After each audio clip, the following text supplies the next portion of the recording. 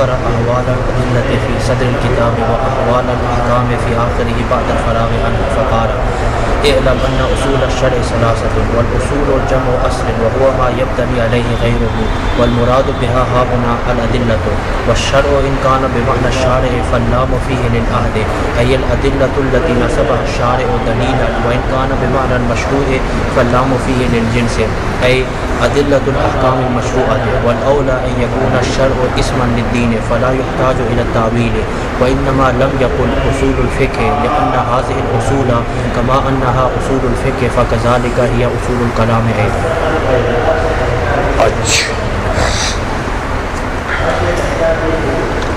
اب یہ اللہ جیون رحمۃ اللہ علیہ فرماتے ہیں کہ مصنف نے یعنی صاحب منار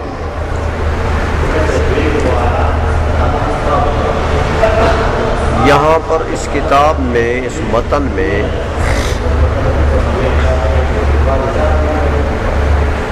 دو چیزوں کی بحث کی، ادلہ کی بحث اور احکام کی بحث۔ ان دو چیزوں سے بحث کی تو ذکر احوال الادلۃ فی صدر الکتاب، کتاب کے اول میں یہ جو آ رہا ہے کہ اعلم ان اصول الشرع ثلاثۃ، یہ ادلہ کی بات شروع ہو گئی، آگے شروع ہو رہی ہے، اور احکام کی بات جو ہے یہ آخر، اور وجہ تقدیم و تاخیر یہ ہے کہ چونکہ ادلہ اصول ہے، یہ بتائے گا کہ اصول فقہ و اصول شرع بمانا ادلۃ الشرع، تو ادلہ فقہی احکام کے لیے کیا ہے؟ اصول، اور فقہی احکام اس کے کیا ہے؟ فروع، اس سے مستنبط، ادلہ سے مستنبط فروع۔ ظاہر بات ہے کہ اصل کا مرتبہ جو ہے وہ فرع سے مقدم ہوتا ہے، اس لیے ادلہ کی بات انہوں نے پہلے رکھی اور احکام کی بات بعد الفراغ من بحث الادلہ، جب ادلہ کے بعد سے فارغ ہوئے تو اس کے بعد انہوں نے احکام کی بات شروع کر آئی سمجھ میں۔ اس لیے فرماتے ہیں کہ والمصنف ذکر احوال الادلۃ فی صدر الکتاب، کتاب کے اول میں تو ادلہ کے احوال کو ذکر کیا، واحوال الاحکام فی آخرہ بعد الفراغ عنہا، اور احکام کے مباحث کو جب ادلہ کے مباحث سے فارغ ہوئے تو پھر احکام کے احوال کا ذکر کیا۔ فقال، تو آپ کو پتہ لگ گیا ہوگا کہ اس عبارت سے مصنف نے یہ بتا دیا کہ اگلی بحث متن میں جو آ رہی ہے وہ کس کی بحث ہے؟ ادلہ کی بحث ہے۔ اس لیے یہ لکیر کی عبارت جو ہے یہ شارح نے یہاں پر اضافہ کیا کہ آپ کو پتہ لگے کہ یہ ابھی آنے والی بات کس کی ہے؟ ادلہ کی بات۔ اس لیے فرمایا اعلم ان اصول الشرع ثلاثۃ، کہ شرع کے اصول جو ہے وہ کتنی ہے؟ 3۔ یہ تو متن، اب شارح کی ذمہ داری ہوتی ہے کہ متن میں اگر کوئی لفظ مشکل ہے تو اس کی وضاحت کرے، اگر کوئی لفظ ذو معنیین یا ذو معانی ہے تو اس کے ان معانی کا ذکر کرے، سمجھئے۔ اس لیے شارح فرماتے ہیں کہ والاصول جمع اصل، یہ اب شرح شروع ہو گئی ہے۔ یہ جو متن میں اصول کا لفظ ہے شارح فرماتے ہیں کہ یہ اصل کی جمع ہے، وہ اس کا مفرد ہو اصل۔ اب اصل لغت عربی میں کس کو کہتے ہیں؟ فرماتے وہ ہو ما یبتنی علیہ غیرہ، یہ اس کا لغوی معنی ہے. ہاں ما یبتنی علیہ غیرہ، جس چیز کے اوپر بھی دوسرے کا مدار ہو، دوسرے کی بنا ہو، تو بس وہ اس کو مبنا کہتے ہیں، اس کو اصل کہتے ہیں. آئی سمجھ میں؟ اب یہ تو ہوا مبنا، اصل.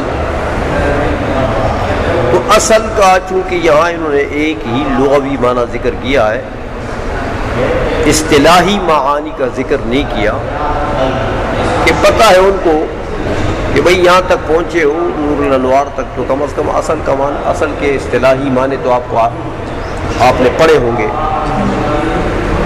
اس لیے وہ اصطلاحی جو معانی ہے کہ بمعنی راجع آتا ہے، بمعنی قاعدہ آتا ہے، بمعنی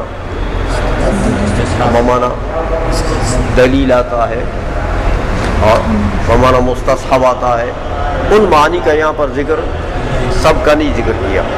ایک جو مرادی معنی ہے اس کا ذکر کرتے ہیں. اصول الشرعی کے لفظ میں جو مرادی معنی ہے اس کا ذکر کرتے ہیں. اس لیے کہتے ہیں والمراد بہا ہا ہونا الادلۃ. تو پتہ لگا کہ ایک معنی اصل کا کیا ہے؟ دلیل. تو اصول کا معنی ادلہ. تو عبارت یہ ہوئی کہ ان اصول الشرع یعنی ادلۃ الشرع، ان ادلۃ الشرع ثلاثۃ، یہ مطلب. یہ تو ہوا اصول کے لفظ کی وضاحت ہو گئی ہے، سمجھ گئے ہو؟ اب مضاف الیہ جو شرع ہے اس کی وضاحت فرماتے ہیں کہ شرع کیا چیز ہوتی ہے. کہتے بات یہ ہے کہ شرع جو ہے یہ تو شرع یشرع سے شرع کیا ہے؟ مصدر. مصدر جو ہے وہ کبھی مبنی للفاعل آتا ہے، کبھی مبنی للمفعول آتا ہے. یہ دو استعمال اس کے اکثر ہیں، باقی تو اور استعمالات بھی ہیں. تو فرماتے ہیں یہاں پر دونوں ہو سکتے ہیں. ہو سکتا ہے کہ یہ شرع مبنی للفاعل ہو، بمعنی شارع، بمعنی تو معنی یہ ہوگا کہ ان ادلۃ الشارع، اصول بمعنی ادلہ، شرع بمعنی شارع، ادلۃ الشارع. بھائی شارع کے ادلہ تو نہیں ہوتے، ادلہ تو احکام فقہیہ کے لیے ہوتے ہیں.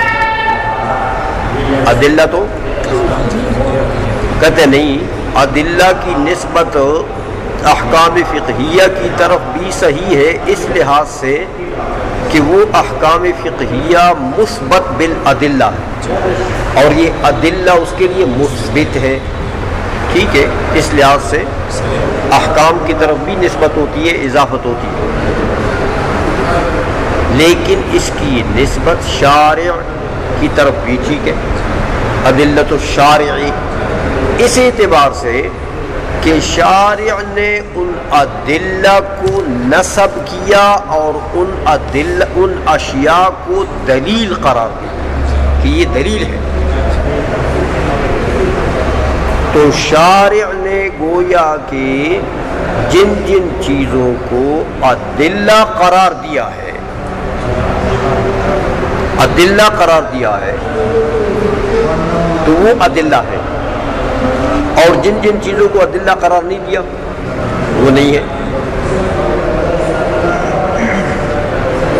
تو گویا کہ دلیل یوں سمجھو کہ کسی چیز کو دلیل کی حیثیت دینا، کسی چیز کو دلیل کی حیثیت دینا، یہ کس کا کام ہے؟ شارع کا کام ہے. اس لحاظ سے شارع کی طرف اس کی نسبت ہو صحیح ہے. اس لیے فرماتے ہیں کہ دیکھو ان کان بمعنی شارعی، اگر شرع بمعنی شارع ہو تو پھر اس میں جو الف لام ہے الشرع میں، یہ فاللام فیہ للعہد، لام اس میں عہدی ہے، تو شارع سے مراد حضور نبی کریم صلی اللہ علیہ وسلم کی ذات بابرکات ہیں. ہاں جب عہدی ہو گیا تو مطلب یہ کہ ایل ادلۃ التی نصبها الشارع دلیلا، سمجھ میں آ گئی ہے؟ مراد اصول الشارع کا معنی کیا ہوا؟ وہ ادلہ جن کو شارع نے دلیل بنایا ہے، وہ ادلہ یعنی شارع نے ان کو دلیل کی حیثیت عطا فرمائی، وہ ادلہ. اگر مبنی للفاعل ہو جائے تو اب بات ٹھیک ہو گئی نا. تو ادلہ کی اضافت شارع کی طرف بھی ٹھیک ہو گئی اس مناسبت کی وجہ سے کہ شارع علیہ السلام جو ہے وہ ان کے ناصب ہے، ان کو دلیل کی حیثیت دینے والے ہیں. سمجھ میں آ رہی ہے؟ اچھا، دوسرا معنی بھی کہتے ہو سکتا ہے کہ شرع بمعنی مشروع ہو جائے، بمعنی مبنی للمفعول ہو جائے. تو کہتے ہیں پھر لام کو عہدی کرنے کی ضرورت نہیں ہے، پھر لام جنسی ٹھیک ہے، لام جنسی صحیح ہے. ادلۃ المشروع، تو المشروع سے مراد کیا؟ جنس مشروع، ماہیت مشروع، یا استغراقی کا بھی یہی معنی ہے. ہاں جمیع افراد مشروع، جمیع دونوں کا معنی اور معال ایک ہے. تو پھر کیا معنی ہوگا؟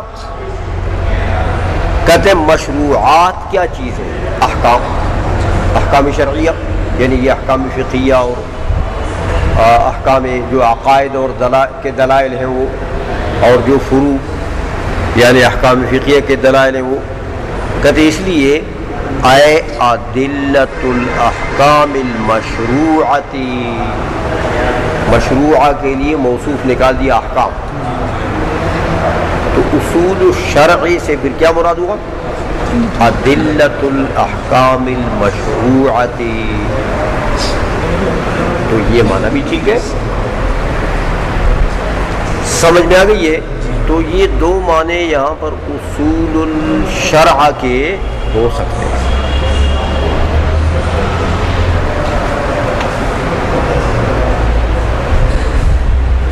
لیکن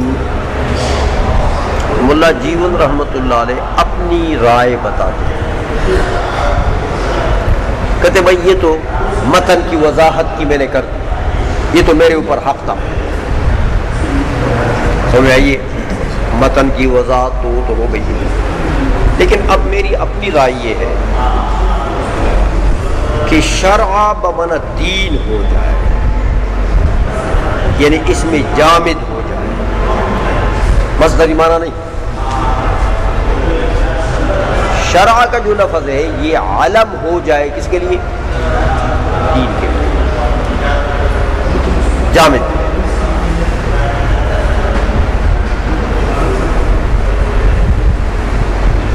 تو اگر شرع بمعنی دین ہو جائے تو اصول الشرع کے معنی کیا ہوں گے؟ اصول الدین، اصول الدین، ادلۃ الدین. اب کسی تعویل کی ضرورت نہیں ہے، نہ مبنی للفاعل کرنے کی ضرورت ہے، نہ مبنی للمفعول کرنے کی ضرورت ہے. تو یہ تعویلات سے جان چھوٹ گئی کہ نہیں چھوٹی؟ سمجھائیے. اس لیے یہ ایسا معنی ہے، شرع بمعنی دین کرو گے تو یہ ایسا معنی ہے کہ اس میں کسی تعویل کی ضرورت نہیں ہے، بس بات صاف ہو گئی ہے، ادلۃ الدین. اس لیے کہتے فلا یحتاج الی التاویل، اب احتیاج تعویل کی طرف واقع نہیں ہو، کوئی ضرورت نہ رہی اب تعویل کی، معنی صاف ہو گیا بغیر تعویل کی.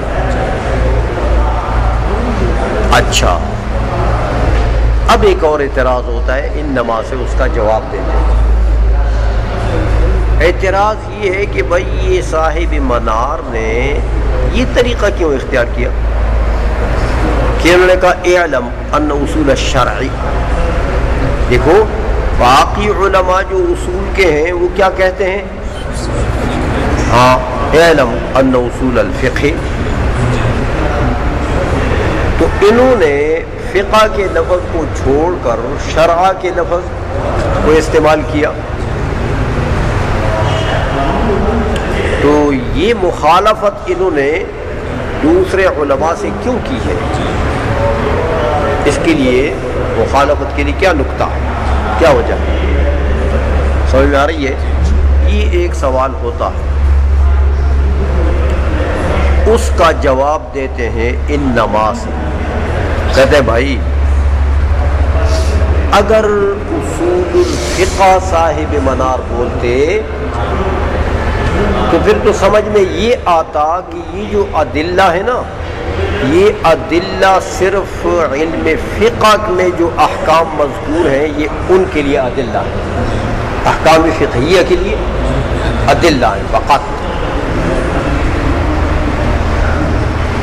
باقی کسی کے لیے ادلہ نہیں. حالانکہ ایسا ہے نہیں. یہ جو کتاب اللہ ہے، سنت ہے، اجماع ہے، یہ صرف فقہ احکام فقہیہ کے لیے ادلہ ہے کہ عقائد کے لیے بھی، علم کلام کے لیے بھی. علم کلام کے مسائل کہاں سے مستنبط ہیں؟ وہ بھی ان تینوں سے مستنبط ہے.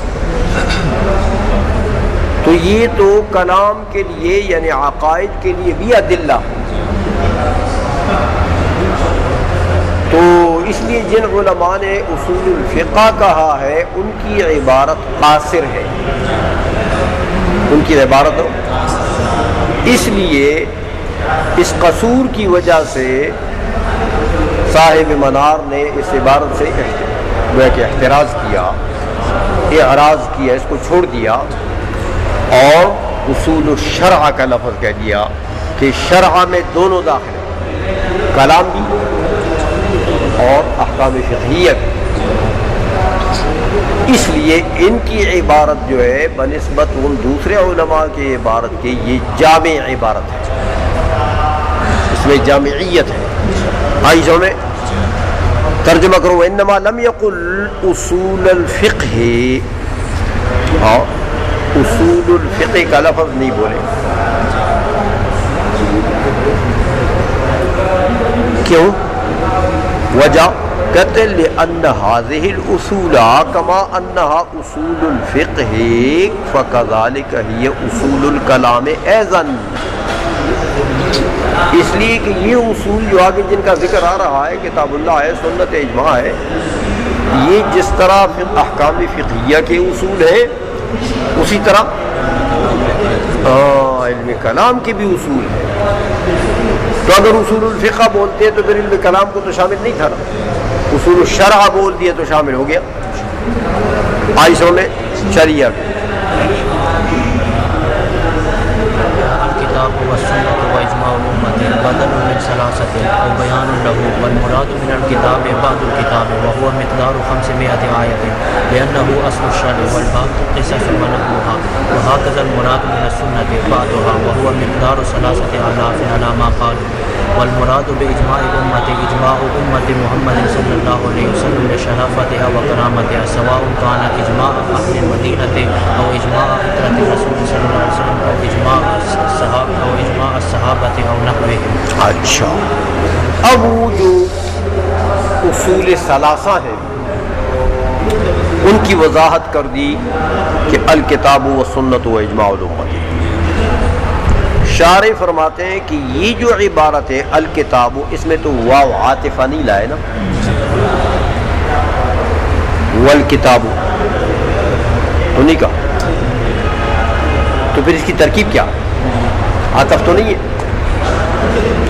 تو کہتے ہیں بھائی دو ترکیبیں یہاں پر ہو سکتی ہیں.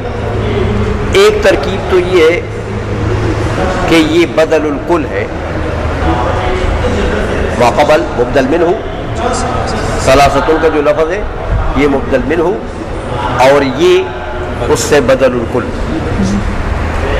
اس لیے بدل اور مبدل منہ کے درمیان میں تو وہ نہیں لایا جاتا، اس لیے کہتے ہیں بدل من ثلاثۃ، ہم کا دیکھا او بیان لہو، یا عطف بیان ہے اس کے لیے، عطف بیان ہے اس کے لیے بھائی، تو بیان جو ہوتا ہے اس میں بھی وہ عاطف کی ضرورت نہیں ہوتی، صرف اتنا ہے کہ وہ لفظ اوضح سے ہوتا ہے، لفظ، تو یہ ثلاثۃ سے یہ اوضح ہے نا، آئی سمجھ میں؟ اچھا، اب یہ تو ہو گیا کہ ثلاثہ اصول یہ تین ہے، اس کے اوپر اعتراض ہوتا ہے کہ بھئی پوری کتاب اللہ میں تو صرف ادلہ نہیں ہے، پوری کتاب اللہ میں تو صرف ادلہ نہیں ہے، پوری کتاب اللہ میں تو امثال ہیں، عبر ہیں، قصص ہیں، سمجھائیے، اور ادلہ بھی ہیں اور احکام بھی ہیں، تو یہ کہہ دینا کہ بھئی کتاب جو ہے یہ ادلہ ہے، اس کے اوپر دلیل کا اطلاع، تو یہ تو ٹھیک نہیں ہے۔ اس کا جواب دیتے ہیں کہ بھائی والمراد من الکتاب بعض الکتاب، کتاب سے مراد کل کتاب نہیں ہے بلکہ وہ کتنا، کہتے ہیں وہ ہوا مقدار 500 آیت، وہ سمجھو کہ 500 کے لگ بھگ آیات ہیں قرآن میں جو احکام سے متعلق ہیں، احکام سے، تو ان کو وہی مراد ہے کہ وہ ادلہ، تو ادلہ کا اطلاق ان آیات پر ہے جو آیات احکام سے متعلق ہے، کل کتاب مراد ہو، ہاں کیونکہ کل کتاب میں تو باقی چیزیں بھی ہیں، لأنه اصل الشرع والباقی قصص ونحوها، وہ ادلہ شرع ہے اور باقی تو قصص ہیں، عبر ہیں، امثال ہیں وغیرہ وغیرہ۔ وہکذا المراد من السنت بعضها، کہتے ہیں سنت سے بھی یہی حال ہے، کیونکہ سنت میں بھی تو بہت سے واقعات کا ذکر ہے، ہاں قصص و عبر امثال وغیرہ، باقی حکم، دنیا کی باتیں، صحابہ کے فضائل، وہ تو بھائی باہر ذخار ہے، ان میں تو بہت سی چیزیں، اس لیے کہتے ہیں یہاں بھی بعض مراد ہے۔ وہ مقدار 3,000 علی ما قالوا، کہ جیسے محدثین نے کہا ہے کہ بھائی تقریباً 3,000 احادیث جو ہے وہ ایسے ہیں کہ وہ احکام سے متعلق، سمجھائیے، تو وہی مراد ہے یہاں پر، وہی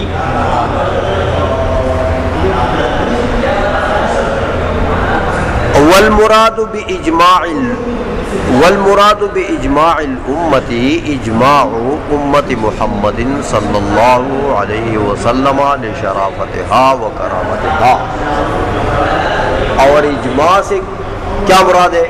کہتے حضور کے امت کی اجماع، ہر امت باقی امم جو تھی ان کا اجماع حجت شرعیہ نہیں تھا، حجت شرعیہ، اس امت کا جو اجماع ہے یہ حجت شرعیہ ہے۔ دیکھو کہتے یہ کیوں؟ کہتے لشرافتها وکرامتها، اسی لیے تو قرآن میں اللہ نے خطاب فرمایا کہ کنتم خیر، کنتم، اللہ کے علم میں تم بہترین امت ہو، تو بہترین کس لحاظ سے؟ دیکھو کہ تمہارا اجماع بھی ایک حجت شرعی، حجت، یہ بڑی بات ہے، آسان کام نہیں ہے، یہ معمولی بات نہیں ہے، بہت بڑی کرامت ہے، بہت بڑی شرافت ہے کہ اس امت کے قول اجماعی کو اللہ جل مجدہ نے حجت شرعیہ قرار دیا. دیکھو حجت شرعیہ تو کتاب اللہ کا قول ہے یا حضور کا قول ہے، لیکن اس امت کے قول اجماعی کو بھی اس کے برابر قرار دیا. بڑی بات ہے، اس لیے فرماتے ہیں کہ لشرافتھا و کرامتھا. اب اجماع امت سے تو مراد ہے اس امت کے مجتہدین کا اجماع. ایرا غیرہ نتو خیرہ کوتاؤں بوتاؤں کا اجماع نہیں ہے. کن کا اجماع؟ ہاں، اس امت کے مجتہدین کا اجماع. اب کہتے ہیں مولا جیون رحمۃ اللہ علیہ کہ امام مالک نے کہا کہ یار اجماع امت سے مراد ہے اجماع اہل مدینہ. اجماع مولا جیون فرماتے ہیں کہ وہ اہل مدینہ بھی اس میں داخل ہے. ہم یہ نہیں کہتے کہ اہل مدینہ کا اجماع حجت نہیں ہے، وہ بھی حجت ہے، لیکن اس کے ساتھ تخصیص کرنا ٹھیک نہیں ہے. سمجھئے؟ تو اہل مدینہ ہو سواء کان اجماع اہل المدینہ تھی، دیکھا ہاں. اور اجماع عطرت، بعض نے کہا کہ حضور کے عطرت کا اجماع جو ہے وہ حجت ہے، تو ہم کہتے ہیں حضور کی عطرت بھی اس میں داخل ہے، ان کا اجماع بھی حجت ہے، لیکن تخصیص کرنا ہاں یہ ٹھیک نہیں ہے، عام ہے. دیکھا او اجماع صحابت او نحو، صحابہ کا اجماع ہو، بعض نے کہا صحابہ کا اجماع حجت ہے، تو ہم کہتے ہیں صحابہ بھی اس میں داخل ہے، لیکن تخصیص. نحو ان سے مراد کون ہے؟ تابعین میں سے جو مجتہدین ہیں وہ سارے مراد ہیں. تو مطلب یہ ہے کہ گویا کہ اجماع امت کا اجماع، یعنی کیا مطلب؟ امت کے مجتہدین کا اجماع. اب امت کے مجتہدین جو ہے وہ چاہے صحابہ ہیں، چاہے عطرت رسول ہیں، چاہے اہل مدینہ ہیں، چاہے غیر ہیں، سب اس میں داخل ہیں، ان کا اجماع حجت شرعیہ. تو یہ اصول ثلاثہ ہیں اور یہ مراد ہے. آئی سمجھ میں؟ چلو